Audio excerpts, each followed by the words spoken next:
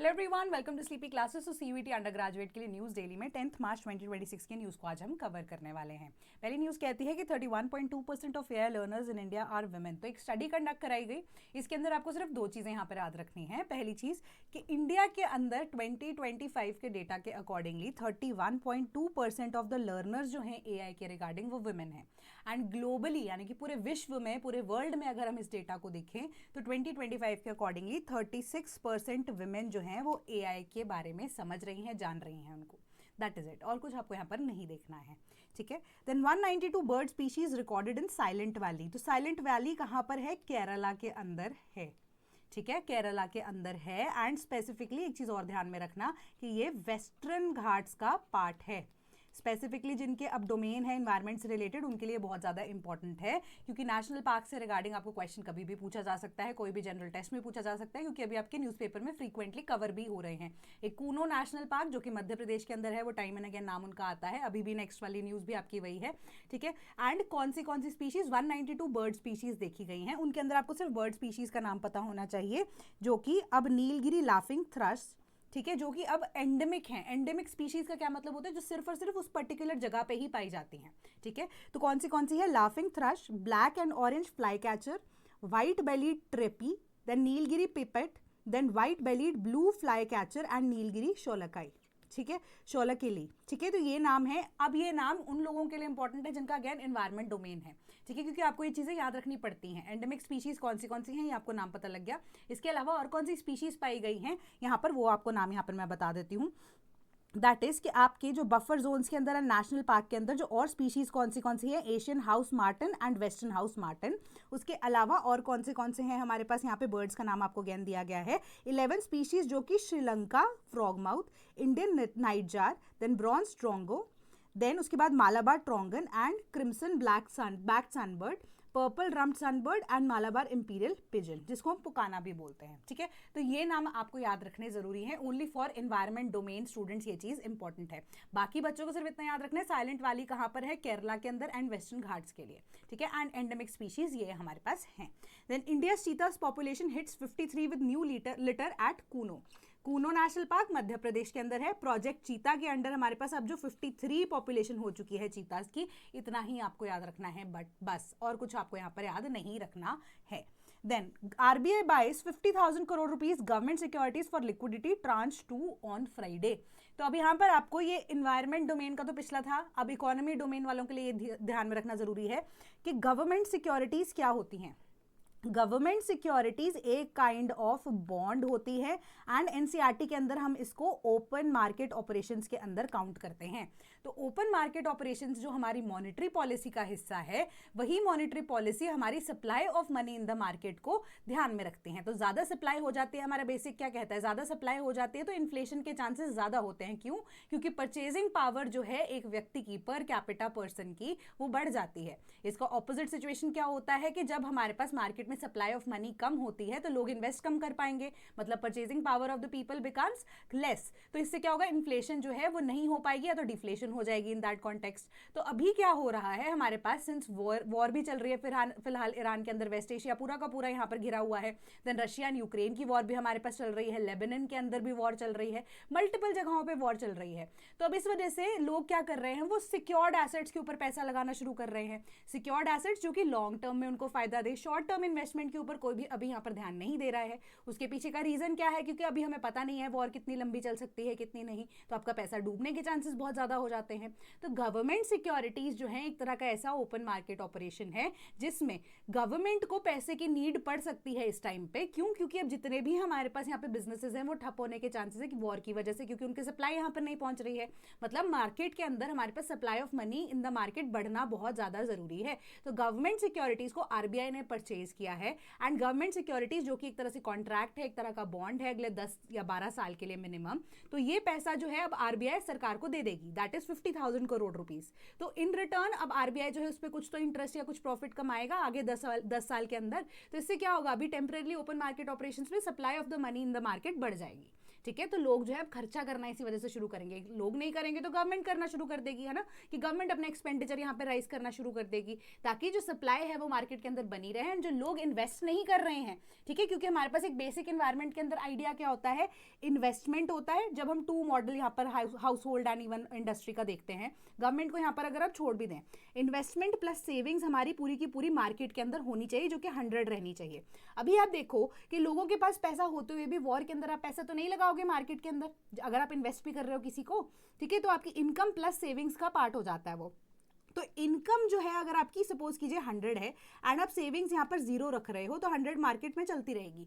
अब ये है हमारे नॉर्मल कंडीशंस के अंदर, आप पैसा जो है वो ज़्यादातर नहीं बचाते हो, ठीक है। बट अब हम सेव करना शुरू कर रहे हैं, क्योंकि हमें पता है लड़ाई होने के चांसेस है, हो सकता है इंडिया भी किसी वॉर के अंदर, यहाँ पर खुदा ना खास्ता ऐसा हो, बट इंडिया किसी वॉर के अंदर अगर इंडल्ज हो गया, उस टाइम पे लोग क्या करेंगे, बोलेंगे हम अपने अकाउंट्स में पैसे अपने पास कैश रखना शुरू कर दें। तो ये सेविंग जब बढ़ती रहेगी, ये सेविंग जब, अब आप सपोज कीजिए जितने पैसे आपकी इनकम थी उतना का पूरा अगर आप खर्च रहे थे, सेव 0 कर रहे थे, तब बिल्कुल इकोनॉमी सही चल रही थी।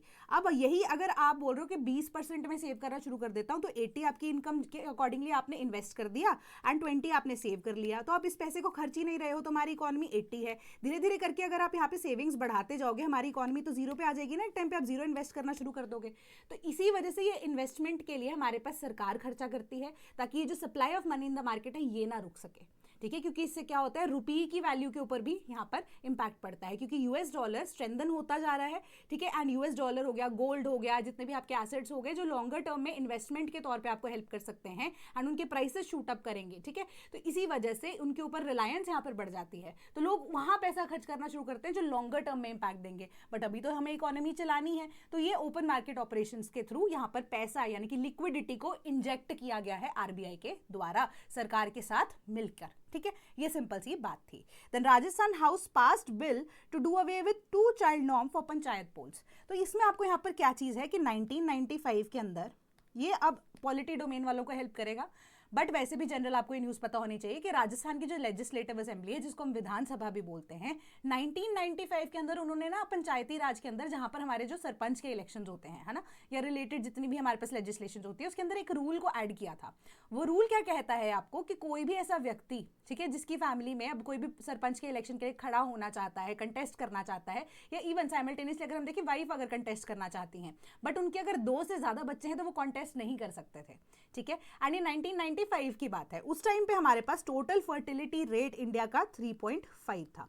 टोटल फर्टिलिटी रेट आपका क्या कहता है कि एक अपने लाइफ टाइम में रिप्रोडक्टिव एज, दैट इज 14 या 15 ईयर्स के एज से लेकर 45 की एज के बीच में एक वुमेन कितने बच्चे पैदा कर रही है, that is your total fertility rate, ठीक है। वही टोटल फर्टिलिटी रेट हमारा 3.5 हुआ करता था, एंड पॉपुलेशन हमारी ड्रास्टिकली इंक्रीज हो रही थी, मल्टीप्लाई होती जा रही थी। 1980s में भी इमरजेंसी के टाइम पे स्टरलाइजेशन जो प्रोजेक्ट लिया गया था, अंडरटेक गया था गवर्नमेंट के द्वारा, उसके बाद भी हमारी पॉपुलेशन बढ़ती जा रही थी। 3.5 का हमारे पास टोटल फर्टिलिटी रेट था 1995 के अंदर। तो अब राजस्थान की लेजिस्लेटिव असेंबली ने उस टाइम पे क्या किया, ये लॉ पास कर दिया कि कोई भी सरपंच के इलेक्शन के लिए नहीं खड़ा हो सकता, इवन पंचायती राज के किसी भी इलेक्शन में यहाँ पर खड़ा नहीं हो सकता।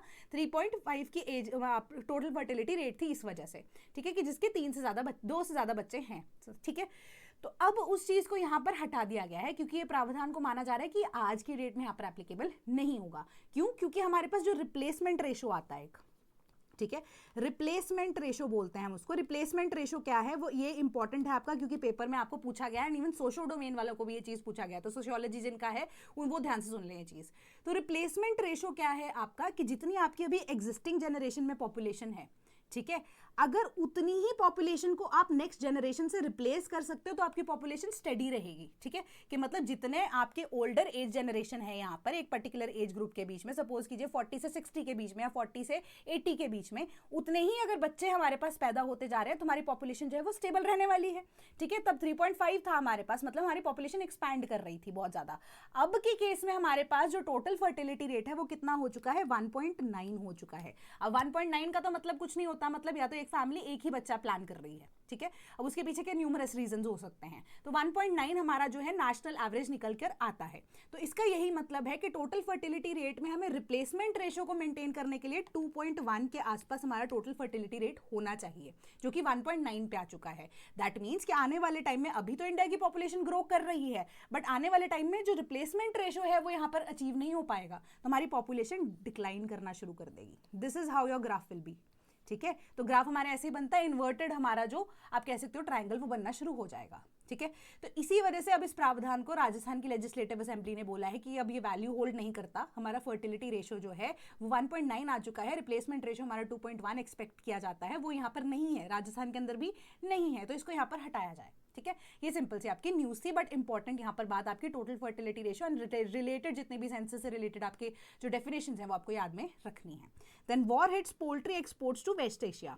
तो अब हमने इसके अंदर आपको क्या ध्यान में रखना है कि कौन से सेक्टर जो है वो टाइमली हिट हो रहा है वॉर की वजह से, ईरान की, इजराइल एंड यूएस के साथ जो चल रही है। अब कौन से सेक्टर्स हम डिस्कस कर चुके हैं, उसके अंदर सबसे पहले हमने एक तो क्रूड ऑयल के बारे में बात की थी। क्रूड ऑयल जो है वो महंगा होता जा रहा है। देन हमने गोल्ड एंड जेम सेक्टर की बात की थी, वहाँ पे भी हमारे पास हैम्पर हो रहा है, क्योंकि 50% ऑफ द आप कह सकते हो कि गुड्स या इवन गोल्ड या जेम सेक्टर जो है वो एक्सपोर्ट होता है किसको, सामान सारा का सारा एक्सपोर्ट होता है दुबई एंड रिलेटेड, जो हमारे पास गल्फ नेशंस हैं, जीसीसी नेशंस की यहाँ पर हमने बात की थी। तीसरी चीज़ हमारी हैम्पर हुई है, दैट इज टी। ठीक है, क्योंकि टी भी हमारी वेस्ट एशिया के अंदर जाती है, मैक्सिमम एक्सपोर्ट किया जाता है। एंड चौथा सेक्टर हमारे पास आता है पोल्ट्री का। इसके अंदर एक और हमने डिस्कस किया था यहाँ पर, वैसे बासमती के बारे में भी बात की थी। तो 5 ऐसे सेक्टर्स हैं जो कि अभी तक यहाँ पर हैम्पर हो चुके हैं। ठीक है, तो बस आपको इतना पता होना चाहिए। Then India do not raise petrol prices despite global headwinds. तो ग्लोबल हेडविंड्स हमें क्या कह रही है कि पेट्रोल के प्राइसेस जो है वो बढ़ते ही जा रहे हैं, क्योंकि हमारे पास 1/5 ऑफ द ट्रेड जो है वो अब कहाँ पे, गल्फ नेशन से आता है, स्ट्रेट ऑफ हॉर्मूज से होते हुए इंडिया के पास आता है। ठीक है, 20% ऑफ द वर्ल्ड का जो क्रूड ऑयल का या ऑयल का ट्रेड है वो अब स्ट्रेट ऑफ हॉर्मूज से होकर आता है, ये चीज़ हमने डिस्कस की थी। तो अब इसके बाद क्या होता है कि पहले जो सिचुएशन थी, हम पहले रशिया से ऑयल परचेज कर रहे थे, रशिया से हमें सस्ता तेल मिल रहा था उस टाइम पे, है ना। एंड अब क्या है, उस टाइम पे जो कंपनीज हैं, इंडियन कंपनीज है, जो ऑयल रिफाइनरीज हैं या ऑयल कंपनीज हैं, तब सस्ता तेल जब आ रहा था तब भी हमारे पास जो प्राइसेस थे वो पेट्रोल के, वो हमें महंगे ही मिल रहे थे as compared to the normal price जो कि मार्केट में उस टाइम पे चल रहा था। ठीक है, पूरे वर्ल्ड के अंदर। तो सरकार ने ये चीज़ बोली कि उस टाइम पे तो आपने बहुत भर भर के प्रॉफिट कमाया, क्योंकि सस्ते में आप तेल खरीद के उसको उसी महंगे रेट पे बेच रहे थे, तब तो हमने डोमेस्टिक मार्केट के अंदर प्राइसेस को कम नहीं किया है। ठीक है, तो अब जब इंटरनेशनल प्राइसेस ज़्यादा हैं, इट बिकम्स ऑटोमेटिकली और रिस्पॉन्सिबिलिटी कि जितने भी लॉसेज हैं या जो प्रॉफिट बुकिंग आपने तब की थी उस हिसाब से आप उसको एडजस्ट कीजिए, कि हम डोमेस्टिक मार्केट में जो प्राइसेस हैं, अगर तब हमने आपको महंगे में बेचने से मना नहीं किया, अब आपको सस्ता भी यहाँ पर महंगा अगेन हम करने नहीं देंगे, तो सस्ते में ही आपको ये जो अभी करंट रेट है इस पे आपको बेचना ही पड़ेगा तेल को। ठीक है, तो इसी वजह से पेट्रोल के प्राइसेस डिस्पाइट ग्लोबल हेडविंड्स नहीं बढ़ेंगे इंडियन मार्केट के अंदर, ये सिंपल से आपको बात बताई गई है। देन आज की न्यूज़ का सिलसिला आपका यहीं तक था। If you want to purchase CUET under graduate की डोमेन स्पेसिफिक बुक्स जो कि PYQs कंटेन करती है 2022 ऑनवर्ड्स, एंड ये PYQs आपके NCERT के लैंग्वेज में दिए गए हैं, तो उसके accordingly if you want to purchase हैं तो आप हमारी वेबसाइट www.sleepyclasses.com पर जा सकते हैं। ई बुक्स का कॉर्नर जब आप लोकेट करेंगे वहाँ से आप इसको ईजिली परचेज कर सकते हो। एंड कोई डाउट होता है तो कॉमेंट सेक्शन में मुझे ज़रूर बताइएगा। एंड इफ़ यू वांट कि मैं किसी पर्टिकुलर टॉपिक के ऊपर वीडियो बनाऊँ तो जल्द से जल्द मैं बनाने की कोशिश यहाँ पर करूँगी, आप कॉमेंट कर दीजिएगा, उसको भी मैं पूरा का पूरा आपको समझाने की कोशिश बिल्कुल सिंपल लैंग्वेज में, सरल लैंग्वेज में करूंगी, ताकि आपको चीज़ें समझ में आ जाएं एंड आप इजीली उसको अटेम्प्ट भी कर पाओ। ठीक है, तो पढ़ते रहिए तब तक। That is all from my side today. Thank you so much.